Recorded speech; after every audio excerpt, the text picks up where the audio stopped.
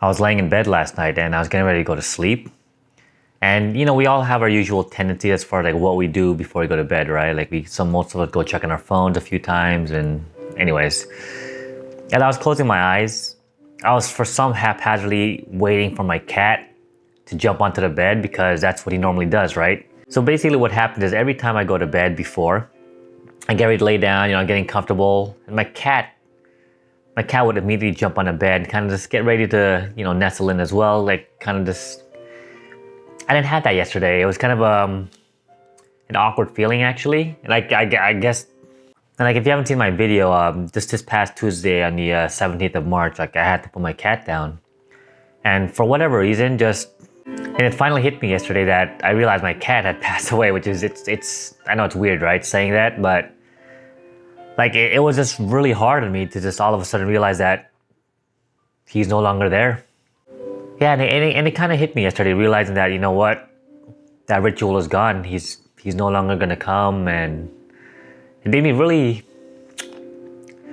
really sad yesterday. Actually, that's partially why I just could not go to bed. I was actually just kind of crying. Like it's like that feeling when you just lose somebody. I mean, we've all had loss in our lives before, right? But and it was just hard, just realizing that he wasn't there. And I want to kind of just give a eulogy to my cat. So just to kind of give it a proper like farewell, I guess, if that makes any sense, like a farewell goodbye.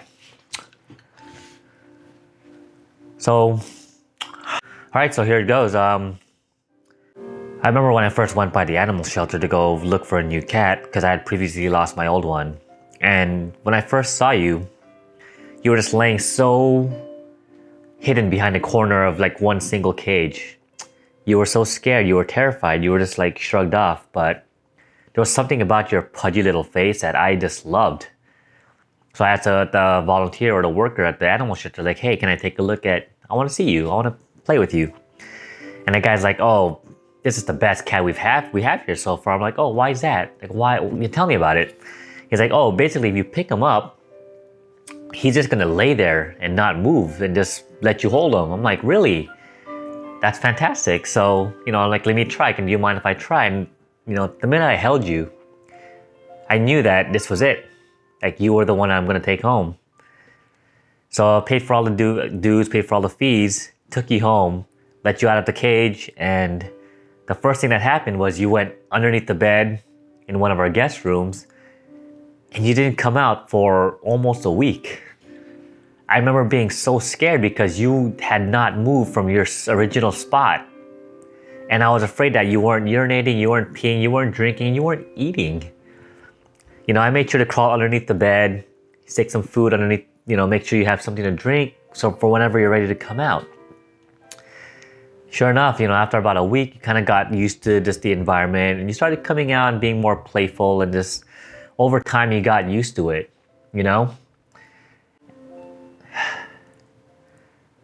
And for one reason or another, I felt like you and I got along really, really well. You were the most playful cat I've ever had, in a good way, right? Not like, and you were just, something about you was so loving.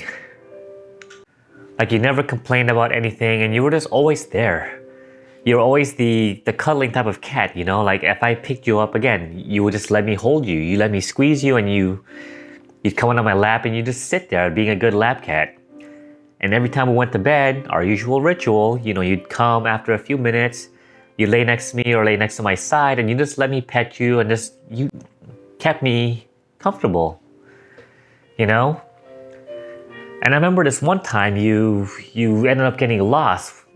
We were on a vacation over in Malibu Beach with me and Eva and a couple of my friends from college, and I remember joking around to Eva saying like, oh, I hope your mom didn't lose my cat this time. And for some reason or another, she paused and just didn't answer. I'm like, are you serious? This happened again? Like your mom lost my cat again?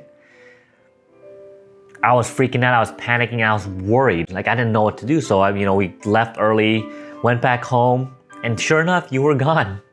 Eva wasn't joking. You were lost again. I was destroyed. I mean, granted, I only had you for 1 year, but I felt like, you were already the perfect cat for me, right? And you were just gone. So I was devastated. I don't know if I remember going to my car and just sitting there and crying. It's like not coming out of the car because I was just so distraught. But I decided to just, you know what, I'm gonna do my research and what to do if a cat is lost. Okay?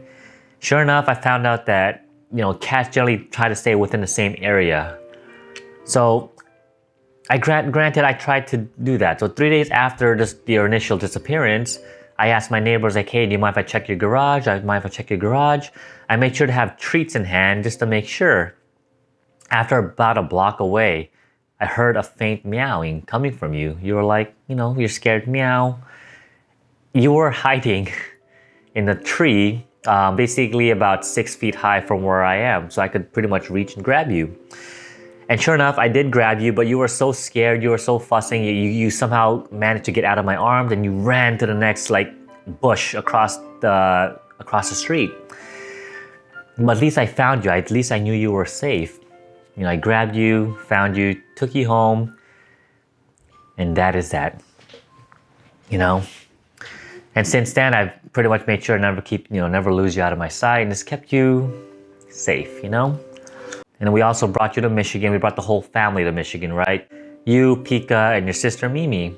It was a good time in Michigan where we all got chances to live there for a year. And then because we were traveling abroad, we had to leave you with grandma back in California. And you didn't get a chance to see me for a year. And I know you probably missed me a lot.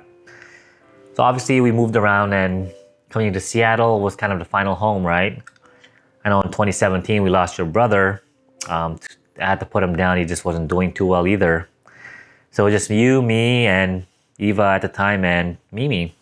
And you were always my cat. It doesn't matter how many people are around. You were my cat. And this particularly became very important when me and Eva separated, and I had to bring you and Mimi to my own place. And as much as I want to say it or don't want to say it, I guess it's like I know I wasn't a good owner.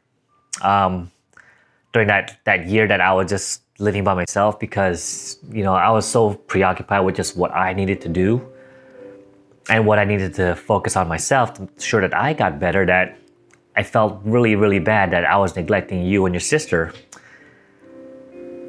But you guys took it. You know what I mean? You guys never complained. You guys never caused me any real problems. I mean, you guys were good. And you were always patient. You never begged for food. You never did anything that caused me problems. And then January of this year, you were having some issues limping, and I decided to take you. And you were also having issues with just urinating. You were going to the bathroom a lot, and I was kind of worried, maybe you have another infection.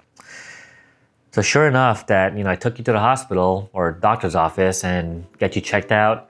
Your hands were technically okay. You probably had a mild sprain, so not a big deal, right? But the bathroom stuff, it seemed like you were having some possible kidney stones and some blockages. So the doctor offered us to have you try some urinary kidney food, right? To kind of help soften up the crystals in your system. You didn't like the food. And I feel like that's when things started to change. I tried to force you to eat the new food because I wanted you to get better. I didn't want you to have pain, constantly urinating and having issues with peeing. And cats are good. Cats are good at masking their pain. They never show that there's any issues or problems. Because you stopped eating, because you wouldn't like the food that I was giving you, you kind of just stopped eating altogether. And I was forcing you to eat this food because I would take everything else away. And at some point, I felt like you just stopped. And my idea was that hopefully you get hungry enough that you would be forced to eat your food. But you weren't eating, and maybe a month in later, you just were eating very, very little. And I couldn't help but wonder if it was my fault, all of this happened. You know what I mean? I felt like it was my stubbornness that caused you to develop this liver problem, and I felt like it was my fault that you weren't eating. If I had just basically gave you regular food, I changed your diet a lot earlier on, that maybe this would not have been a problem, and I'm sorry. And I just want to say,